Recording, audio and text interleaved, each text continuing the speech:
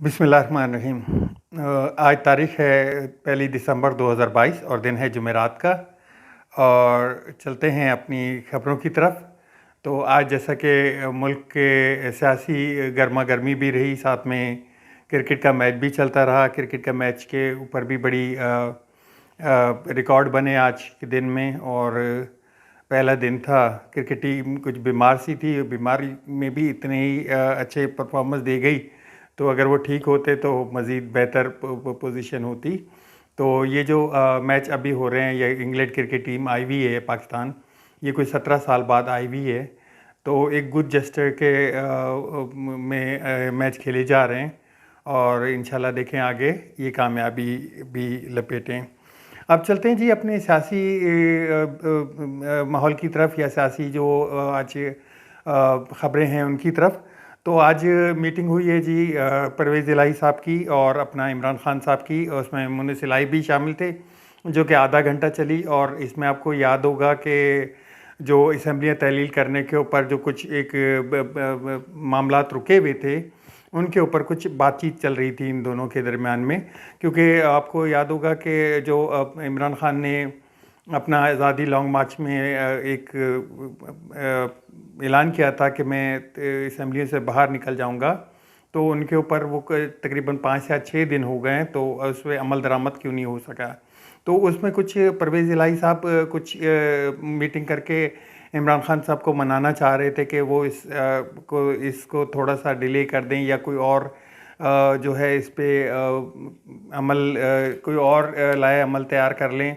उनके कहने का मकसद ये था कि वो कुछ पंजाब में जो उन्होंने कुछ जो प्रोग्राम शुरू किए हुए हैं, या जो इस वक्त जो प्रोजेक्ट शुरू हुए हुए हैं तरक्याती, उनकी रुकावट उनमें कोई रुकावट ना बने, और वो थोड़े से या तो कंप्लीट हो जाएं या करीब पहुंच जाएं, और उनको थोड़ा सा टाइम मिल जाए जिसमें वो अपने आप को तो कुछ बावर करवा सकें और फिर इलेक्शन में जाएं।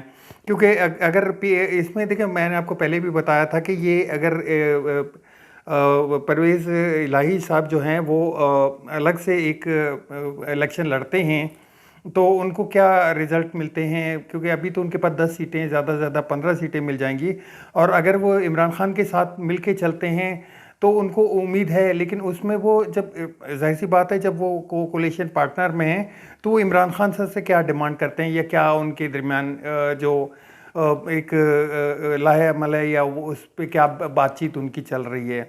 तो इस जो मीटिंग थी, इसके इख्तिताम पे परवेज़ इलाही साहब ने दोबारा अपने बयान को दोबारा रिवैलिडेट किया कि जी इमरान खान का एक इशारे पे हम लोग कौमी जो पंजाब की असम्बली है उसको तहलील कर देंगे, और उसमें ज़रा भी ताख़ीर नहीं करेंगे। लेकिन उस पर कुछ बातचीत हो रही है जो जिस पे हम मतलब वो उनको कायल करने की कोशिश कर रहे हैं, या उम्मीद है कि ये जो है उसको मना लेंगे, या थोड़ा उसमें ताख़ीर कर लेंगे थोड़ी सी आगे चल के। और इसके साथ में मुन्नस इलाही साहब ने भी अपना एक बयान रिकॉर्ड करवाया, जिसमें उन्होंने कहा कि जी इमरान खान की इशारे पे तो हम जान कुर्बान करने के लिए तैयार हैं। और ये मामलात आज किसी हद तक, लेकिन मुझे ये लगता है कि इस हफ्ते के एंड में ये मामला तय पा जाएंगे। और क्योंकि जब इमरान खान ने ये बयान दिया था अपना हकीकी आज़ादी मार्च में, तो उन्होंने किसी से मशवरा नहीं किया था। लास्ट मोमेंट पे एयरपोर्ट पे जो उनको कुछ देर हुई थी, एक डेढ़ घंटे की, तो उनको अपने करीबी साथियों से जो मशावरत हुई थी उसी के ऊपर उन्होंने ये बयान दिया था। लेकिन इसकी कंसल्टेशन या इसमें जो बातचीत थी वो उन्होंने करनी थी अपनी पार्टी मेंबरान के साथ। फवाद चौधरी साहब ने भी आज एक प्रेस कॉन्फ्रेंस की, और प्रेस कॉन्फ्रेंस में उन्होंने ये बयान दिया कि पार्टी में कुछ मेंबरान हैं जो तहलील पंजाब असम्बली KPK असम्बली को तहलील करने के हक़ में नहीं हैं। तो वहाँ से भी कुछ मशावरत हो रही है, और उन्होंने साथ साथ ये भी बताया कि नेक्स्ट वीक तक, यानी कि अगले हफ्ते तक ये पंजाब की जो असम्बलियाँ हैं वो तहलील हो जाएंगी। इसके साथ चलते हैं आप PDM की तरफ देखते हैं PDM की क्या हालात है। क्योंकि PDM भी मुख्तलिफ ऑप्शंस पे गौर कर रही है, और PDM में भी बड़ी जो बातचीत है वो चल रही है इस मामले पे। तो राना सनाउल्लाह साहब ने एक बयान दिया कि जी कोशिश करेंगे कि असम्बलियाँ तहलील ना हों, गवर्नर राज आइनी तरीका है और इसको इस्तेमाल हो सकता है। यानी कि उन्होंने वही अपना जो उनके पास जो ऑप्शंस थे उन्होंने ये बयान किए, ये तो वो ऑप्शन है जो कानूनी तरीके से वो कर सकते हैं कि जी असम्बली तहलील करने से किसी तरीके से उनको मना लें, या कोई जैसे तहरीक अदम एतमाद पेश कर दें या गवर्नर राज लगा दें। ये तो वो दो तरीके थे जो वो सामने ले आए। अब तीसरे तरीके पे जो मैंने आपको कल बताया था कि जी हो सकता है ये पार्टी तोड़ जोड़ करें, कुछ मेंबरान ख़रीदें, कुछ इधर उधर की चलाएं, तो उस मामले पे ज़रदारी साहब को भी वहाँ पे लाइन ऑफ एक्शन में हैं। और वो उन्होंने आज एक टीवी इंटरव्यू पे निजी टीवी को इंटरव्यू देते हुए कहा कि जी हम कोशिश करेंगे कि तहलील ना हो, लेकिन उन्होंने एक बात में एक इशारतन दिया कि मैं पहले भी परवेज़ इलाही साहब को वज़ीर आज़म डिप्टी वज़ीर आज़म बना चुका हूँ और उनको 4 वज़ारतें ऑफ़र भी कर चुका हूँ। तो मेरे ख़्याल से ऑफ़रें तो चल रही हैं, इस वक्त ऑफ़रें तो दोनों तरफ से मिल रही हैं। और इसमें जो इस वक्त जो बेनिफिशरी है वो काफ़ है, वो दोनों तरफ से देख रही है, दोनों तरफ से उसको क्या क्या मिलने के चांसेस हैं, क्या ले सकती है, क्या गेन कर सकती है और क्या लूज़ कर सकती है। अब जो मकबूलियत है इमरान खान की, उसको देख के तो वो तो देखिए सियासत जो है ना, सियासत में एक एक गलत टर्न भी आप ले गए तो वो आपकी सियासत का बेड़ा गर्क कर सकती है, वो आपको सियासत में बहुत पीछे ले जा सकती है। तो वो बड़ा सोच समझ के और बड़े मजे हुए परवेज़ इलाही साहब जो हैं वो एक मजे हुए सियासतदान हैं पहले, और इनके इस्टेब्लिशमेंट में भी बहुत अच्छे राब्ते थे पहले। अभी तो कुछ नई जो इस्टेब्लिशमेंट आई है उसमें पता नहीं है उनका, लेकिन देखते हैं कि आगे ये क्या करते हैं। क्योंकि ऑफ़र तो जैसे ज़रदारी साहब ने फरमाया कि मेरे तो बहुत अच्छे ताल्लुकात थे परवेज़ इलाही के साथ, अभी कुछ अच्छे नहीं हैं इतने, लेकिन जो ऑफ़र दिए उन्होंने वो भी बड़ी एक इशारतन उनको एक आइडिया दे दिया। तो वही मेरी वाली बात आपको लगेगी कि जी परवेज़ इलाही साहब को भी अच्छी ऑफ़र दे के वफाक में भी कोई अच्छी ऑफ़रें दे के या किसी तरीके से मनाने की कोशिश कर रहे हैं। लेकिन जो परवेज़ इलाही साहब ने आज बयान दिया वो दो टोक बयान दिया और बड़ा ज़बरदस्त बयान दिया है। और पंजाब असम्बली के इसी असना में इलेक्शन कमीशन ने एक और चाल चली और उन्होंने इलेक्शन अनाउंस कर दिए पंजाब में बलदियाती इलेक्शन, जो कि अप्रैल में उन्होंने ऐलान कर दिया कि जी हम अप्रैल में। तो देखें वो पोजीशन कहाँ जा रही है, पोजीशन पंजाब असम्बली को तहलील करके पंजाब असम्बली के नए इलेक्शन मांगे जा रहे हैं या KPK के नए इलेक्शन मांगे जा रहे हैं। तो वो बात को और तरफ ले गया कि जी हम अप्रैल में बलदियाती इलेक्शन के अनाउंसमेंट करते हैं, तो सब जो है वो बलदियात की तरफ लग जाएं और बलदियात का एक जो है इलेक्शन का माहौल गर्म हो जाए। लेकिन इलेक्शन की तैयारियां वैसे भी हैं। इलेक्शन की तैयारियां तो देखें, अब जो कुछ पिछली रिपोर्ट्स आई हैं उनमें करीबन ये बता दिया गया कि जी हमने पेपर भी ख़रीद लिए हैं, हम लोग इलेक्शन के लिए बिल्कुल तैयार हैं, अगर आप हमको कहेंगे तो हम 2 महीने के अंदर अंदर इलेक्शन करवा लेंगे। और ये वो अब तैयारियां भी नज़र आ रही हैं उनकी। अब तस्वीर आगे क्या बनती है वो देखनी है कि जी अब जो मेरी डेली की एनालिसिस है उसमें आप देख सकते हैं कि आगे पिक्चर आपको क्या क्रिएट हो रही है। मुझे तो जो मैं अपना बयान करूं कि मुझे जो है वो PDM के हवाले से कोई अच्छी खबरें नहीं मिल रही हैं। PDM में आपस में भी फूट पड़ चुकी है और ज़रदारी साहब इसको अलग अलग एक उस पर खेल रहे हैं। क्योंकि ज़रदारी साहब ने आज के बयान में उन्होंने ये भी कहा कि इलेक्शन में जाना है तो हम देर नहीं करेंगे, हम इलेक्शन लड़ेंगे, हम खुला मैदान तो दे नहीं सकते इनको, तो हम इलेक्शन लड़ेंगे और ज़्यादा से ज़्यादा क्या होगा, हम अपोजिशन में चले जाएंगे। और उन्होंने साथ में और भी साथ में लगाया कि मैं देखता हूँ कि जी ये कितने MPA बनाते हैं पंजाब में और कैसे वो चलते हैं। वो तो उनका एक तरीक़ेकार है, क्योंकि ज़रदारी साहब जो हैं जोड़ तोड़ के बेताज बादशाह माने जाते हैं और जोड़ तोड़ में वो बड़ी एक तरह से उनकी जगह है और वो बादशाह माने जाते हैं। तो चलते हैं जी आगे। इस्लामाबाद में PDM के पास ये पोजीशन है कि इस्लामाबाद में जो UC 33 है और UC 94 उनसे PDM को जो है अपना उम्मीदवार ही नहीं मिला और वहाँ से PTI के दोनों उम्मीदवार जो हैं वो बिला मुकाबला जीत गए, बिला मुकाबला मुंतखब हो गए। तो हालात तो देखें ना, यही वो वजह है कि वो इलेक्शन की तरफ जाना नहीं चाहते कि इलेक्शन में उनको एक तरफ तो हार नज़र आ रही है, दूसरा उनके साथ खड़े होने वाला अब कोई नहीं है। अब तो उनको उम्मीदवार ढूंढने पड़ रहे हैं। कहाँ कि जब वो बोलते थे कि जी हमारा टिकट तो विनिंग टिकट है और हम लोग जिसको टिकट देते हैं वो विनिंग कैंडिडेट करके देते हैं और वो जीत का एक निशान होता था।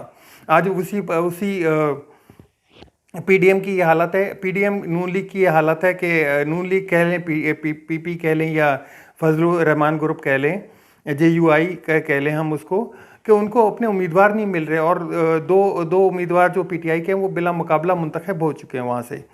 तो पंजाब असम्बली की तरफ से तो ये जो अभी तक जो इतलात हैं वो ये हैं। आगे जो हालात पीडीएम की वजह से हुए हुए हैं, या जो जिन हालात की वजह से इमरान खान कहते हैं कि मैं इलेक्शन में खींच खांच के इनको ले जाऊंगा, या इलेक्शन ही वाहिद हल है अवाम के उसका मांगों का।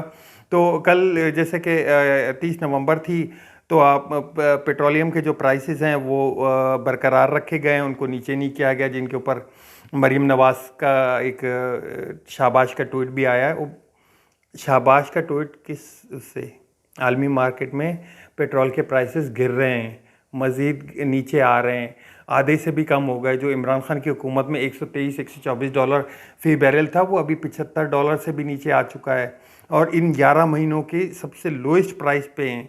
और वो प्राइस उसका रिलीफ आवाम को नहीं मिल रहा, आवाम उससे लेने से मतलब दूर ही है।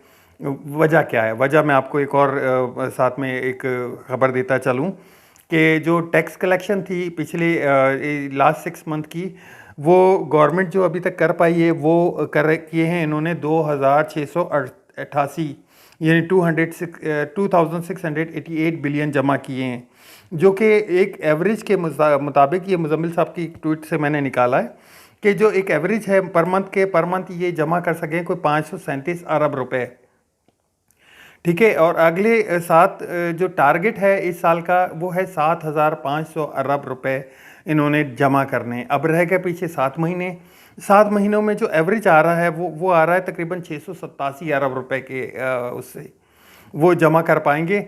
अब जो पीछे ये कम जमा किए वो आगे अब इनको इन 7 महीनों में तकरीबन 4,812 अरब रुपए जमा करने हैं। अब यहाँ से जब टैक्स जमा नहीं होगा तो जाहिर सी बात है वो उस टैक्स को कहीं और से कलेक्ट किया जाएगा, और वो जाहिर सी बात है आवाम के ऊपर महंगाई का एक बम फोड़ा जाएगा, पेट्रोल में बढ़ाया जाएगा, बिजली में बढ़ाया जाएगा। यही वो चीज़ें हैं जिनमें मैं बोलता हूँ कि वाहिद एक इमरान खान थे जो अपने टैक्स के टारगेट को पूरा कर सके, वरना इससे पिछली जो हुकूमतें थी, मैंने मेरे पास रिकॉर्ड पड़ा हुआ है उनका कि मैं उनको वो आपको दिखा भी सकता हूँ। तो ये असेंबली में जाके यही बोलते थे कि जी टैक्स कलेक्शन हमसे नहीं हो पाती है, टैक्स का नेटवर्क इतना बेहतरीन नहीं है जिसको इमरान खान ने पूरा किया। और उस वक्त तो ये टारगेट जो होता था वो 4,000-5,000 अरब का होता था, इमरान खान तो इसको बढ़ा के 7,500 अरब रुपए पे ले गए। और ये टैक्स कलेक्शन नहीं होगी तो जाहिर सी बात है कि ये पेट्रोल बढ़ाएंगे। अब दूसरी तरफ चलते हैं जी, पेट्रोलियम के लिए ये अब रशिया के पीछे गए। रशिया ने इनको साफ इनकार कर दिया 30 से 40% सस्ता पेट्रोल या डिस्काउंटेड पेट्रोल देने से। वो जो उसने रशिया ने वादा किया था इमरान खान के साथ, या इमरान खान के दौर में जो बातचीत चल रही थी, उसमें अब इन्होंने साफ इनकार कर दिया। तो अब वहाँ से भी इनको मुँह की खानी पड़ी। अब एक और बुरी खबर आपको देता चलूँ, ट्रेजरी बिल के ज़रिए कर्ज़ा उठाया है कोई 17% के ऊपर, जो कि तकरीबन को 25 से 26 साल पुराना जो रिकॉर्ड है वो टूट गया है। इतना महंगा पे कभी भी कर्ज़ा गवर्नमेंट ने नहीं उठाया जो इस वक्त उठा रही है। लास्ट में आपको बताता चलूँ, ये 1998 में इतने मार्कअप पे कर्ज़ा उठाया गया था। उसके बाद अब इन्होंने ट्रेजरी बिल से ये कर्ज़ा उठाया है 17% पे।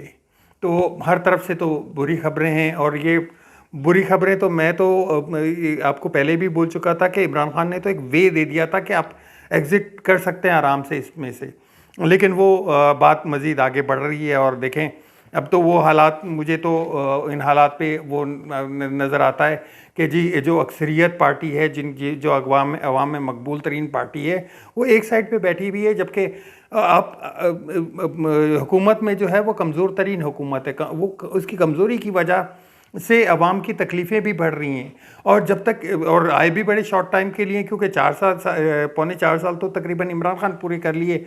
अब जो साल के लिए उनसे कोई दूसरी ममालिक की जो IMF है या कोई भी आलमी बैंक है वो उस पर डील भी नहीं कर सकता। तो वजह तो मैं यही सजेस्ट करेंगे कि आप एक फ्रेश इलेक्शन ले लें, फ्रेश इलेक्शन फ्रेश मैंडेट लेके आ जाएं और एक लॉन्ग टर्म 5 साल के लिए आप डिसाइड करके आप चलेंगे तो उनको भी आसानी होगी। अब मसला यही है ना कि आप जब इलेक्शन में जाएंगे तो जीतेगा कौन? जीत तो इमरान खान को अपनी नज़र आ रही है और मकबूलियत भी उनकी नज़र आ रही है, इनको अपनी हार नज़र आ रही है, इनके पास अपने बंदे उम्मीदवार पूरे नहीं होते, तो ये इलेक्शन में तो जाने से इनकी जाहिर सी बात है कांपे टांगेगी ना। इसमें बहुत अच्छा एक जो पॉजिटिव जरदारी साहब ने बड़े खुले दिल से एक बयान दिया कि जी क्या हो गया, इलेक्शन में जाने से क्यों डरते हैं, इलेक्शन में जाएंगे और नहीं होगा तो अपोजिशन में बैठ जाएंगे। तो बात तो इतनी सी होती है, लेकिन अपोजिशन में बैठ के फिर अपोजिशन की जाती है। यहाँ क्या होता है, यहाँ एक दूसरे के खिलाफ कोई ना कोई प्रोपेगेंडा किया जाता है, कोई ना कोई बात निकाली जाती है, कुछ ना कुछ आगे किया जाता है, उससे वो होता है। जबकि आप दुनिया की असेंबलीज में देख लें तो पार्लियामेंट वाहिद वो जगह होती है जहाँ पे हुकूमत अगर कोई कदम उठाती है तो जो अपोजिशन होती है उसको साथ साथ लुकमा देती है कि नहीं जी आप ऐसा ना ऐसा कर लें, ऐसा करेंगे तो आपको फ़ायदे में रहेंगे। वो साथ में अपना जैसे एक बजट देती है। अब जून में बजट भी आने वाला है, बजट में के हवाले से मज़ीद ये लोग परेशान हैं कि इलेक्शन कब करवाने हैं और बजट में कब जाना है। सब मार्च के एंड में तकरीबन रमज़ान शुरू हो जाएगा, रमज़ान से थोड़ा आगे करेंगे तो अप्रैल मई के बाद जून में बजट इनको पेश करना पड़ेगा। बजट के हवाले से और जान निकल जाएगी इसमें तो इनकी। तो वही बात है कि अब जब बजट हुकूमत पेश कर रही है तो अपोजिशन को चाहिए कि अपना एक सब्स्टिट्यूट एक बजट बना के पार्लियामेंट में पेश करे, उस पर डिबेट हो। जब भी पार्लियामेंट में देखें आप डिबेट होती है तो अजीब ही मामलात पे डिबेट होती है। आप डिबेट करेंगे, अपोजिशन अपनी एक राय रखेगी, अपनी एक फैसले रखेगी या हुकूमत के फैसलों को कुछ अमेंडमेंट करेगी कि जी इस तरह ना इस तरह कर लें। अपोजिशन तो यहाँ नज़र ही नहीं आती है। वही बात है कि जी जब तक इदारे मजबूत नहीं होंगे, इदारे मजबूत नहीं होते तो आगे नहीं चलते। लॉ एंड ऑर्डर का हम लोग कैसे कह लें, वो जो बेसिक लॉ है इंसानियत के वो तक तो मिलते नहीं हैं उनको। इसी हवाले से हम आज़म सवाती के हवाले से चलते हैं। आज़म सवाती को आज 14 दिन के जुडिशल रिमांड पे अडयाला जेल भेजने का हुक्म दे दिया है। तो उनकी जो दूसरी गिरफ्तारी हुई थी उनमें पहले दिन का उनको 2 दिन का रिमांड मिला था, बाद में 4 दिन का मिला था। आज उनको 14 दिन के रिमांड पे अडयाला जेल भेज दिया गया है। अच्छा, एक और मैं बात करता चलूँ एक हवाले से कि इमरान खान की एक जो रियाज खान का एक व्लॉग आज आया है, उसमें उन्होंने दोबारा इस खदशे का इजहार किया कि ये जो प्रोपोगंडा किया जाता है, जैसे मैंने आपको एक तस्वीर दिखाई थी chief of army staff general Asim Ahmed Shah का, कि वो जब मिलने गए थे तो वहाँ पे पीछे इन्होंने जो कायद आज़म की तस्वीर थी उसको इमरान खान की तस्वीर करके एक नया प्रोपोगंडा कर रहे थे। तो उन्होंने इसी हवाले से एक बात की कि जी आने वाले दिनों में ये लग रहा है कि प्रोपोगंडा करके ये दोबारा से इस्टेब्लिशमेंट और पीटीआई के दरमियान एक गैप पैदा करने की कोशिश करेंगे या एक और दूरी बनाने की कोशिश करेंगे, जो कि किसी भी हद से पाकिस्तान के लिए अच्छी नहीं है, चाहे वो किसी भी पार्टी का हो। वो पाकिस्तान इस्टेब्लिशमेंट और अवाम में जो दूरी है वो पाकिस्तान के लिए बिल्कुल अच्छी नहीं है। मैं बार बार इस बात को दोहराऊंगा। तो उन्होंने ये खदशा जाहिर किया कि जी इसी तरह का कोई प्रोपोगंडा बना के, कोई फेक अकाउंट बना के और ये फ़ौज के ऊपर करेंगे या इस्टेब्लिशमेंट के ख़िलाफ़ इस तरह बयान देंगे और एफआईए को दूसरी तरफ मुतारिक करके कोई छापे वापे परवा के दोबारा से एक तरह से जो सोशल मीडिया के जो एक्टिविस्ट हैं, जो सोशल मीडिया के वॉरियर हैं, उनको दोबारा ठुकाई कराई जाएगी। और इस तरह से थोड़ा सा तो इसमें मैं पीटीआई के लोगों को भी बोलूँगा कि वो भी थोड़ा एहतियात से काम लें और थोड़ी ख़बर को पहले जेन्युइन देख लिया करें कि खबर आपको उसी खबर के अंदर सारी चीज़ें मिल जाएंगी कि ये वाकई फेक है, ये जेन्युइन है। जब उन्होंने तस्वीर लगा के देखी, आप 1-2-3 तस्वीरें और देख लेंगे तो आपको बात समझ में आ जाएगी। तो वो जो आर्मी चीफ की मीटिंग हुई थी अपना सदर साहब के साथ, तो उसमें दिखाया गया कि जी वो बहुत सीरियस लग रहे हैं और उनका वो ऐसा माहौल नहीं बना। और दूसरा उन्होंने कहा जी कि वो इमरान खान से बात कराने की कोशिश की थी। भाई इमरान खान से बात करनी है तो उनके पास अपना मोबाइल है, उनके पास बहुत ज़राए हैं, वो इस वक्त सबसे बड़ी पोस्ट पे बैठे हुए हैं। उनके लिए तो 2 सेकंड का काम है उनकी मुलाकात करना या उनसे फ़ोन पे बात करना। तो इस तरह के प्रोपोगंडा को कुछ थोड़ा सा अवॉइड किया जाना चाहिए। अब चलते हैं जी एक और ख़बर की तरफ हम लोग के जी जनरल बाजवा साहब, जनरल रिटायर्ड कमर जावेद बाजवा साहब जो कि रिटायर्ड हो गए थे, आज मेरे ख्याल से मुल्क भी छोड़ के चले गए। 6 साल इस पाकिस्तान पे उन्होंने जो स्याह और सफ़ेद के मालिक बने हुए थे, वो एक दिन भी जो है ओहदे के बगैर नहीं रह सके। ये भी खबरें कंफर्म नहीं है, लेकिन मेरे पास ऐसी खबर आई है, मैं इसलिए आपको बता भी नहीं रहा उसका। तो उनके हवाले से एक मैसेज किया है। वो मैसेज ये है कि जनरल रिटायर्ड कमर जावेद बाजवा को अपनी जायदाद का हिसाब देना चाहिए। इनको चाहिए कि फैक्ट फोकस की जो स्टोरी का जवाब रसीदों से दें, रसीदों के साथ मीडिया के सामने रखें। अब इदारे के पीछे मज़ीद छुपकर नहीं रह सकते, लिहाजा पूरी कौम रसीदें मांग रही है। ये फ़ारूक हबीब साहब जो पीटीआई के मेंबर हैं, उन्होंने एक बयान दिया और इस पे कहा कि बाजवा साहब को इनसे बचने के लिए या कोई और तकरीरें करने के बजाय इनका जवाब दे दें तो वो ज़्यादा बेहतर होगा। वो आवाम के सामने रखे कि ये जायदादें इन 6 सालों में कैसे बनी और किस तरह से बनी। इस बारे में बताता चलूँ कि फैक्ट एंड फोकस ने एक, जब जनरल बाजवा साहब के अभी 2 दिन रहते थे तो उन्होंने एक जो है एफबीआर की कुछ पर्चियाँ लीक की थी, जो टैक्स पेयर के गोशवारे होते हैं वो लीक किए थे, जिसमें उनकी बहू और बेटी और उनकी बेगम के भी असासे निकले थे, जिसमें बाद में एक बयान भी आया कि जी ये सब डिक्लेयर है। डिक्लेयर तो हैं, लेकिन ये बने कैसे, क्या काम करते थे, क्या बिजनेस करते थे जहाँ से ये बने। तो उस हवाले से उन्होंने कहा कि ये जी सामने रखें, ये कौम को कुछ जवाब तो दें कि ये मेरे पास बना कैसे। और इसी जवाब के ऊपर आज़म स्वाति के ऊपर भी कार्रवाई हुई है।